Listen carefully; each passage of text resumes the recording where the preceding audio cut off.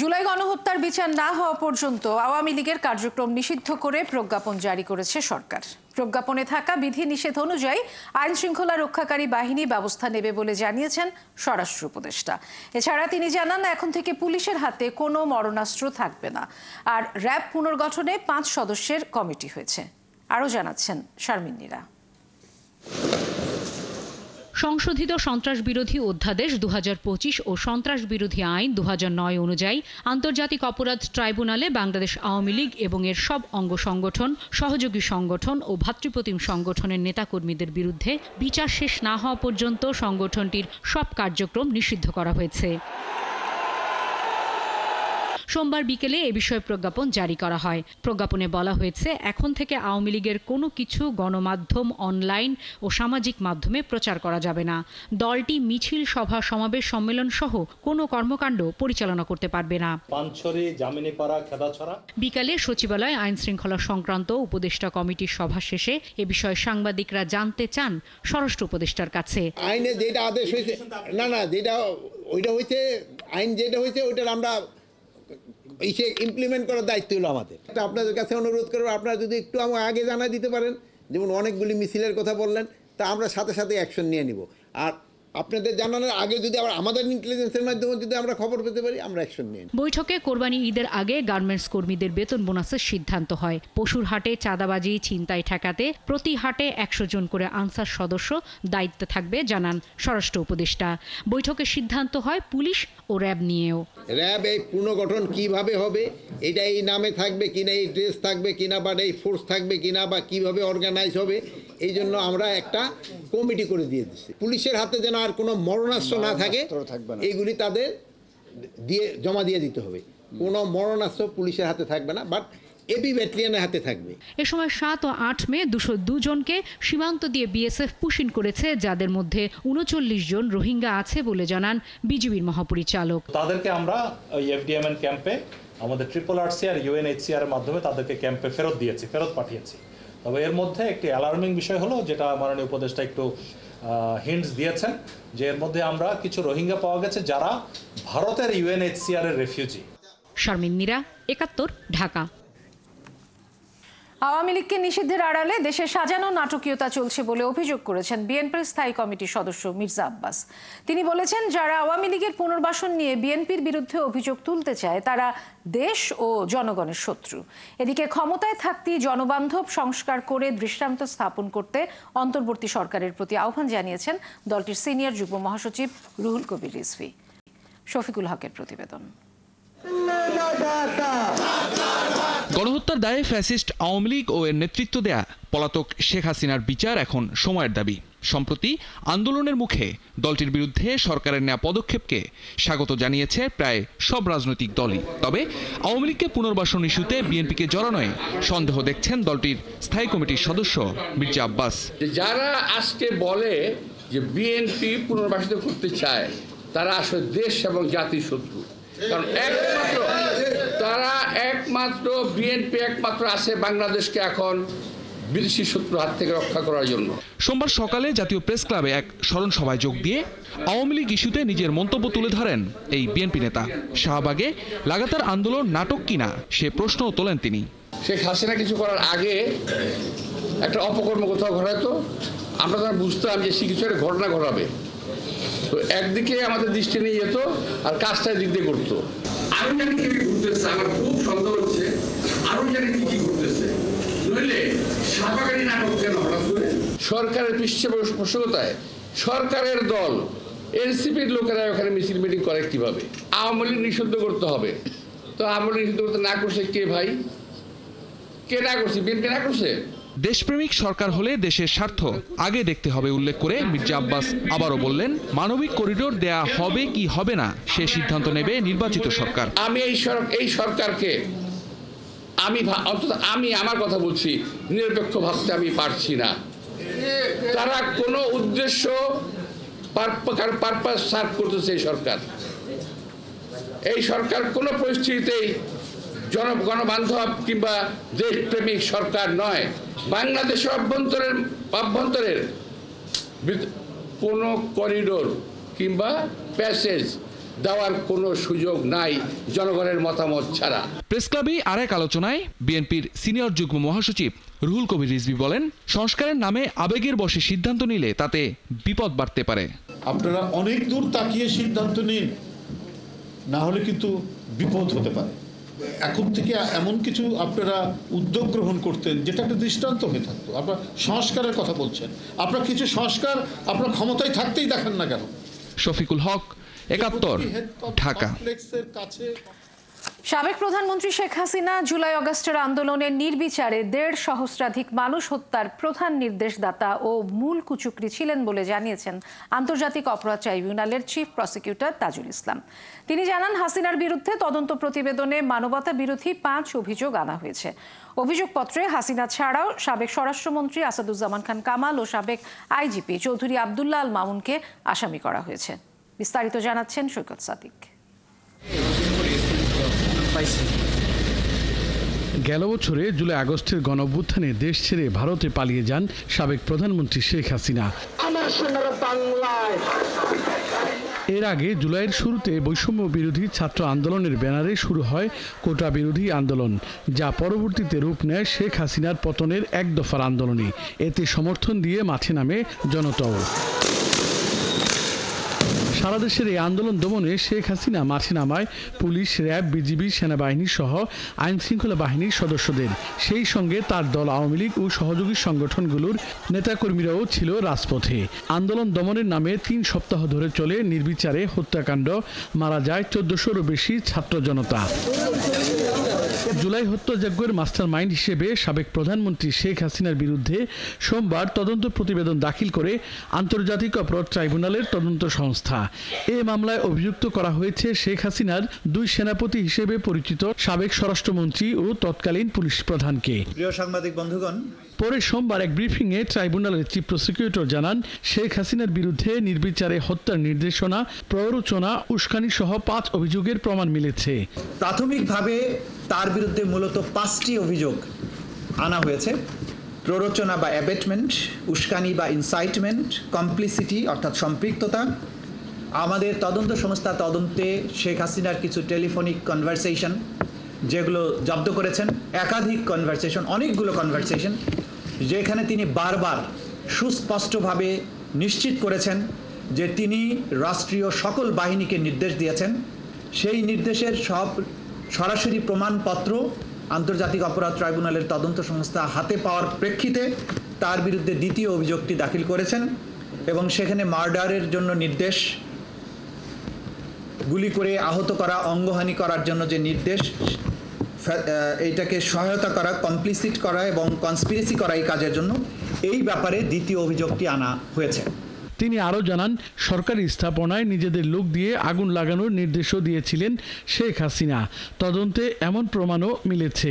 আন্দোলনকারীদের উপরে অপরাধের দায় চাপানোর জন্য বিভিন্ন সরকারি স্থাপনায় নিজেদের লোকদেরকে আগুন লাগিয়ে দিয়ে সেটার দায় চাপানোর ব্যাপারে নির্দেশনা দেওয়া হচ্ছিল, যে ব্যাপারে সরাসরি প্রধান আসামি শেখ হাসিনার যে বক্তব্য, যে টেলিফোনিক নির্দেশ, সেগুলো সরাসরি আমাদের তদন্ত সংস্থা হস্তগত হয়েছে। সেগুলো তারা প্রমাণের জন্য এখানে আমাদের কাছে দাখিল করেছেন। সাংবাদিক সম্মেলনে তাজুল ইসলাম আরও জানান, শিগগিরই এই রিপোর্ট আদালতে আনুষ্ঠানিকভাবে অভিযোগপত্র হিসেবে জমা দেওয়া হবে। তবে রাজপথে চাপের কাছে বিচার করা যাবে না। আন্তর্জাতিক মানের বিচারে যে সময় নেওয়া দরকার ততটুকু সময় নেওয়া হবে। দেশব্যাপী মানুষের মধ্যে চাহিদা আছে দ্রুত বিচার শুরু করার জন্য, কিন্তু আপনাদেরকে আমরা বলে দিতে চাই, বিচার এবং আন্তর্জাতিক অপরাধ ট্রাইব্যুনালের যে বিচার, মানবতা বিরোধী অপরাধের বিচার, এটা কোনো সাধারণ বিচার নয়। রাজপথের চাপের প্রেক্ষিতে কোনো বিচার করা সম্ভব হবে না এবং সেটা কিন্তু করতে গেলে বিচার সঠিকভাবে কখনোই করা সম্ভব হবে না। সাংবাদিকদের প্রশ্নের জবাবে চিফ প্রসিকিউটর জানান, জুলাই আন্দোলনে গণহত্যা হলেও আইনের দৃষ্টিতে এটা মানবতা বিরোধী অপরাধ। এটা নিয়ে ট্রাইব্যুনালে 2 মামলার তদন্ত শেষ হলো। Thank you. সৈকত সাদিক, ৭১, ঢাকা। দর্শক, এই মুহূর্তে ইলেকশন কমিশনের ব্রিফিং চলছে, আমরা সরাসরি চলে যাচ্ছি সেখানে। আপনারা জানেন যে আজ স্বরাষ্ট্র মন্ত্রণালয় থেকে বাংলাদেশ আওয়ামী লীগ এবং তার অঙ্গ সংগঠন এবং ভাতৃপ্রতিম সংগঠনগুলোর যে কার্যক্রম নিষিদ্ধ করেছে।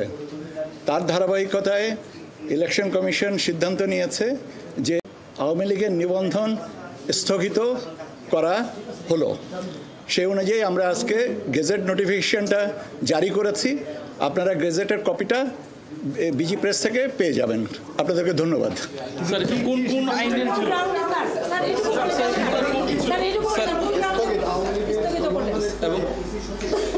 কোন এটা হচ্ছে যে স্বরাষ্ট্র মন্ত্রণালয়ের যে বিজ্ঞপ্তি প্রজ্ঞাপন, সেটার ধারাবাহিকতায় আমরা এখানে এটা করেছি। ধন্যবাদ। স্থগিত করেছে, হ্যাঁ স্থগিত করা।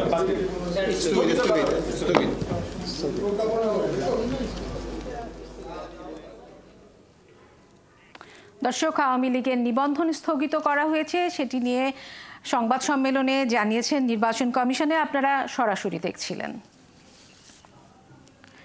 এবারে চলে যাচ্ছি অন্যান্য খবরে।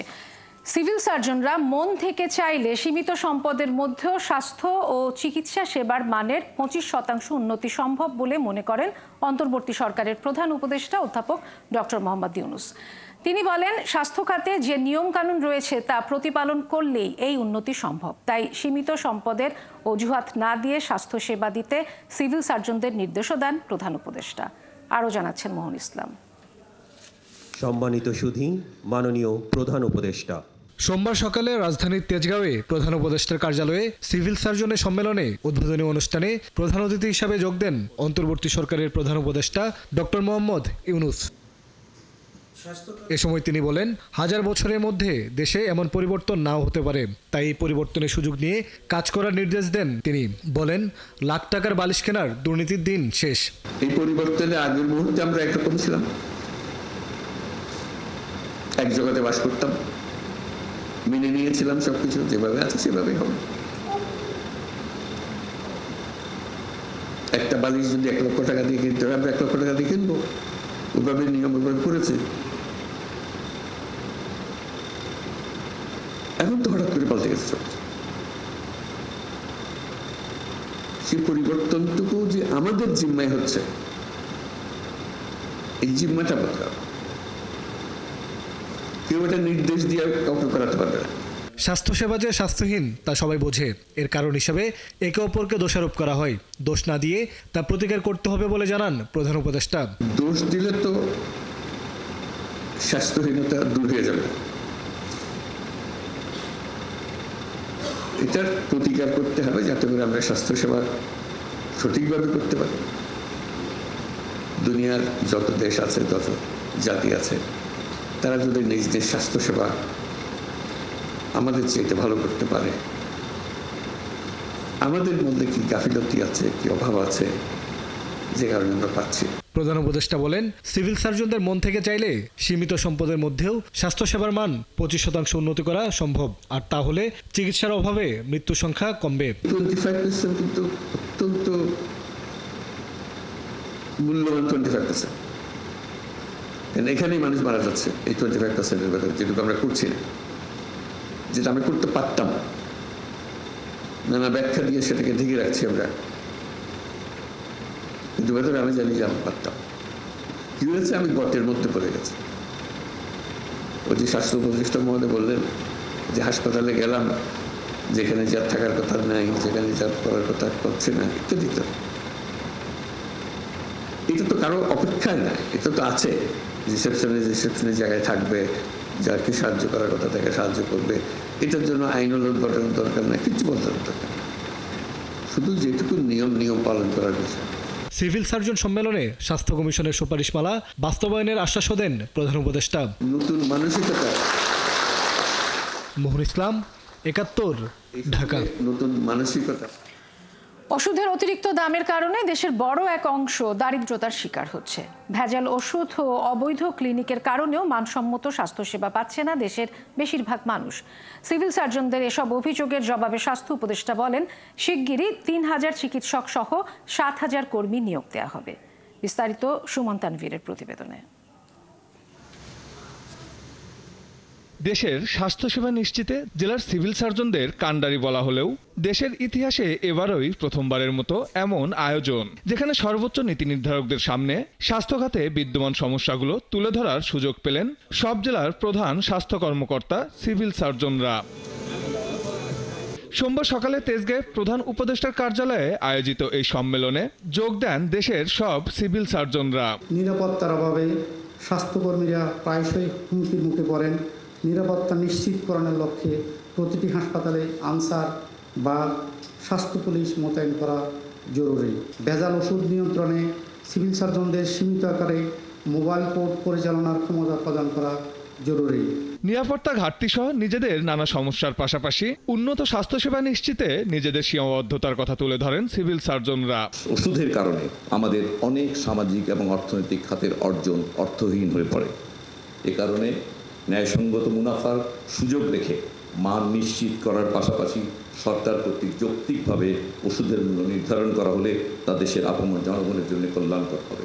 অপ্রশিক্ষিত মানুষদের দ্বারা পরিচালিত দেশব্যাপী যে ওষুধের দোকান আছে সেগুলোর পরিবর্তে গ্র্যাজুয়েট ফার্মাসিস্টদের মাধ্যমে পরিচালিত ফার্মেসি নেটওয়ার্ক স্থাপনের চেষ্টা করা হচ্ছে। অদক্ষ মানুষদের বাদ দিয়ে দক্ষ মানুষদের হাতে দেশের ঔষধের ফার্মেসিগুলোকে নিয়ে আসার প্রয়োজনীয়তার কথা তুলে ধরেন প্রধান উপদেষ্টার বিশেষ সহকারী ডাক্তার সায়েদুর রহমান। আর সিভিল সার্জনদের তুলে ধরা সমস্যাগুলো দ্রুত সমাধানের আশ্বাস দেন স্বাস্থ্য উপদেষ্টা। আমরা যত কিছুই করি না কেন, যতই ডাক্তার দেই, যতই আমি নার্স দেই, যত কিছুই করি না কেন, কিন্তু এটা তার সাফল্যটা সেভাবে দেখবে না। চেষ্টা করব ভবিষ্যতে যেন একটা ঘটনাও এরকম না, অবহেলার কারণে মৃত্যু, এটা মেনে নেওয়া যায় না। স্বাস্থ্যসেবা উন্নয়নের প্রণীত টার্গেট বাস্তবায়নের ওপর সিভিল সার্জনদের পুরস্কৃত করা হবে বলেও জানান তিনি। তবে দুর্নীতির সঙ্গে জড়ালে তৎক্ষণাৎ ব্যবস্থা নেওয়ারও হুঁশিয়ারি দেন স্বাস্থ্য উপদেষ্টা ডক্টর মোহাম্মদ সুমন তানভীর, ৭১, ঢাকা। অনুপ্রবেশ ঠেকাতে সীমান্তে কঠোর অবস্থানে রয়েছে বর্ডার গার্ড বাংলাদেশ। ২৪ ঘন্টায় টহল দিচ্ছে বিজিবি সদস্যরা। এতে অনেকটা স্বস্তি ফিরেছে সীমান্ত এলাকায়। বিজিবি বলছে সার্বিক পরিস্থিতি মনিটরিং করা হচ্ছে। সহকর্মীদের তথ্য ছবিতে প্রতিবেদন। সিলেট সীমান্তে ভারতের জারি করা কারফিউ চলছে। পুশকিন ঠেকাতে ও নাগরিকদের নিরাপত্তায় টহল জোরদার করেছে বর্ডার গার্ড বাংলাদেশ। জাফলং সীমান্তে ২৪ ঘন্টা রাখা হচ্ছে নজরদারি।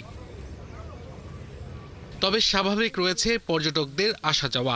পরিস্থিতি বিবেচনায় সীমান্তবর্তী এলাকায় সচেতনতা বাড়াতে জনসচেতনতামূলক কার্যক্রম চলমান রয়েছে। কোনো সমস্যা হয় নাই, এদিকে মানুষজন অনেক ফ্রেন্ডলি, যারা লোকাল আছে তারা অনেক ফ্রেন্ডলি। ভিতরে আতঙ্কই আছে, যেহেতু বর্ডার গার্ড, সেই জন্য আমরা এখানে বিজেপিকে দেখতেছি, এদের ইন্ডিয়ান সেনাবাহিনীকে দেখতেছি। কোনো ধরনের অপ্রীতিকর ঘটনা আমরা দেখতে পাচ্ছি না। আমরা এখন যেভাবে আছে এভাবে যদি থাকে আমাদের জন্য, দেশের জন্য মঙ্গল। যারা আছে বর্ডার গার্ড তারা যথেষ্টভাবে এটা কাজ করছে এবং আমরা সবাই এখানে সেফলি সবাই সব জায়গায় ভ্রমণ করছি। বিজিবি অধিনায়ক জানান অনুপ্রবেশ ঠেকাতে সীমান্তে কঠোর অবস্থানে রয়েছেন তারা। সীমান্তকে সুরক্ষিত রাখতে আমাদের আভিযানিক ও গোয়েন্দা তৎপরতা সর্বতোভাবে অব্যাহত রয়েছে। বর্তমান প্রেক্ষাপটে আমরা আমাদের টহল কার্যক্রমকে জনবল বৃদ্ধির মাধ্যমে জোরদার করেছি। সিলেট ব্যাটালিয়ন তথা ৪৮ বিজিবির দায়িত্বপূর্ণ এলাকার মধ্যে এখন পর্যন্ত পুশিন সংক্রান্ত কোনো ঘটনা ঘটেনি। ভারত ও পাকিস্তানের মধ্যে সাম্প্রতিক উত্তেজনার প্রভাব পড়েছে সুনামগঞ্জ সীমান্তে। জেলার ৯০ কিলোমিটার ভারতীয় সীমান্ত জুড়ে টহল ও নজরদারি জোরদার করেছে বর্ডার গার্ড বাংলাদেশ। অপ্রীতিকর ঘটনা এড়াতে মেহেরপুর সীমান্তেও সতর্ক অবস্থায় রয়েছে বিজিবি। জোরদার করা হয়েছে টহল। এতে সীমান্ত এলাকার বাসিন্দাদের মধ্যে দেখা দিয়েছে আতঙ্ক।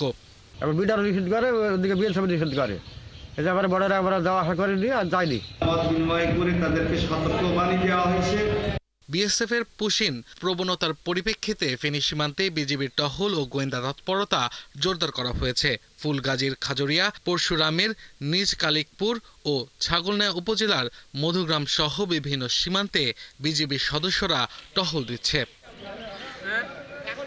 দিনাজপুরের হাকিমপুরের হিলি সীমান্তেও নজরদারি বাড়িয়েছে বিজিবি। একইভাবে পুলিশের পক্ষ থেকেও নজরদারি বাড়ানো হয়েছে। আব্দুল আল মামুন, ৭১। হত্যা মামলায় নারায়ণগঞ্জ সিটি কর্পোরেশনের সাবেক মেয়র ডাক্তার সেলিনা হায়াত আইভির জামিন আবেদন নামঞ্জুর করেছে আদালত। দুপুরে Narayanganj senior judicial magistrate Shamsur রহমানের আদালত এই আদেশ দেয়। এ সময় কারাগারে আইভি ডিভিশনের জন্য আইনজীবীরা আবেদন করলে তা মঞ্জুর করেছে আদালত। এর আগে সিদ্ধিরগঞ্জে হত্যা মামলায় আইভির জামিন আবেদন করেছিলেন তার আইনজীবীরা, কিন্তু আদালত জামিন মঞ্জুর করেনি। তবে ডিভিশনের বিষয়ে আদালত ইতিবাচক সিদ্ধান্ত নিয়েছে বলে জানান আইনজীবী মাহবুব রহমান মাসুম। মেয়র আইবির যে মামলা, সেই মামলা তার জামিনের প্রার্থনা করেছি। তো মাননীয় আদালত সে জামিন নামঞ্জুর করেছেন। একই সাথে তিনি ছিলেন প্রতিমন্ত্রী মর্যাদায়। এখন আমরা তা বলেছি, প্রার্থনা করেছি কোর্টে তাকে যেন ডিভিশন দেওয়া হয় এবং সেটা সে ব্যাপারে নীতিগতভাবে আদালত একমত হয়েছে এবং আদালত জেল কর্তৃপক্ষকে নির্দেশ দেওয়ার কথা বলেছে। প্রচণ্ড গরমের পর দেশের বিভিন্ন জেলায় বৃষ্টি হওয়ায় কমেছে তাপমাত্রা। বৃষ্টির কারণে ঘর থেকে বের হতে মানুষ কিছুটা দুর্ভোগে পড়লেও গরম কমায় ছিল স্বস্তি। আগামী 24 ঘন্টা দমকা হাওয়া সহ মাঝারি ধরনের বৃষ্টি ও বজ্রপাতের পূর্বাভাস দিয়েছে আবহাওয়া অধিদপ্তর। সহকর্মীদের তথ্য ছবিতে প্রতিবেদন। সোমবার সকাল থেকে সুনামগঞ্জে মুষলধারায় বৃষ্টি শুরু হয়। প্রচণ্ড গরমের পর এক পশলা বৃষ্টি যেন স্বস্তি আনে। হাওরের ধান কাটা শেষের পথে হওয়ায় এই বৃষ্টিকে আশীর্বাদ বলছেন চাষিরা। সেখানে 48 ঘন্টা পর্যন্ত হালকা থেকে মাঝারি বৃষ্টির পূর্বাভাস দিয়েছে আবহাওয়া অফিস। সেই সাথে বজ্রপাতের শঙ্কা থাকায় কৃষকদের সতর্ক থাকতে বলা হয়েছে। মৌলভীবাজারে সকাল 7টার পর আকাশ কালো করে বৃষ্টি নামে। ঘর থেকে বের হতে মানুষ কিছুটা দুর্ভোগ পোহালেও গরম কমাই ছিল স্বস্তি। সারা রাত এত বৃষ্টি, এত পরিমাণ বৃষ্টি, মানে বাইর হওয়ার মতো কোনো পরিবেশই নাই। আর ওই যে গরমের পরে যে বৃষ্টি যে হয়েছে, এটা খুব শান্তি পাইছি আমরা। ময়মনসিংহেও সকাল থেকে বৃষ্টি হয়। গরমের তীব্রতা কমলেও বৃষ্টির কারণে ভোগান্তি পোহাতে হয় স্কুল অফিসগামীদের। মানিকগঞ্জে বৃষ্টির পর কমেছে তাপমাত্রা। ভ্যাপসা গরম না থাকায় মানুষের মধ্যে স্বস্তি ফিরেছে। তো হালকা বৃষ্টির কারণে আবহাওয়াটা ঠান্ডা হয়েছে, এখন মোটামুটি স্বস্তির ভাবে চলাফেরা করা যাইতেছে। দিনটা একটু ঠান্ডা আছে, একটু কাজ কাম করে শান্তি পাইতেছে। কুমিল্লাতেও আগামী 24 ঘন্টা দমকা হাওয়া সহ মাঝারি ধরনের বৃষ্টি ও বজ্রপাতের পূর্বাভাস দিয়েছে আবহাওয়া অফিস। কোথাও কোথাও বিচ্ছিন্নভাবে কুমিল্লা অঞ্চলে কোথাও বিচ্ছিন্নভাবে দমকা হাওয়া সহ বজ্রপাতের সম্ভাবনা রয়েছে। তবে বরিশালে আকাশ মেঘাচ্ছন্ন থাকলেও বৃষ্টি হয়নি। গরম না কমায় নাকাল শ্রমজীবী মানুষেরা। সড়কে লোকের উপস্থিতি কম থাকায় দিনমজুরের আয় কমেছে। বাইরে নামা যায় না, এমনি জামা কাপড় ভেজে যায়। গরমে তো মানুষ মরে যাবে বাতাস না থাকলে। পাবনাতেও বৃষ্টি হয়নি, কমেনি গরম। তীব্র গরমে জনজীবন অতিষ্ঠ হয়ে পড়েছে। এর মধ্যে বেড়েছে লোডশেডিং। গরমে সবচাইতে বেশি বিপদে পড়েছে শ্রমজীবী সাধারণ মানুষ। কাজ করা যায় না, স্যালাইন খায় 5-6 বার খাওয়া দাওয়া কাজ করা লাগে। গরম খুব পড়ে আর স্যালাইন তো খাওয়াই লাগে। চুয়াডাঙ্গায় গরমের কারণে কষ্টে দিন পার করছে মানুষ ও প্রাণীকুল। পুড়ছে ফসলের মাঠ। বৃষ্টি না হওয়ায় জেলার প্রায় 30,000 হেক্টর জমির ফসল এবং 40,000 হেক্টর জমির রোপা আমনের বীজতলা ক্ষতির মুখে পড়েছে। বনশ্রী হালদার, 71।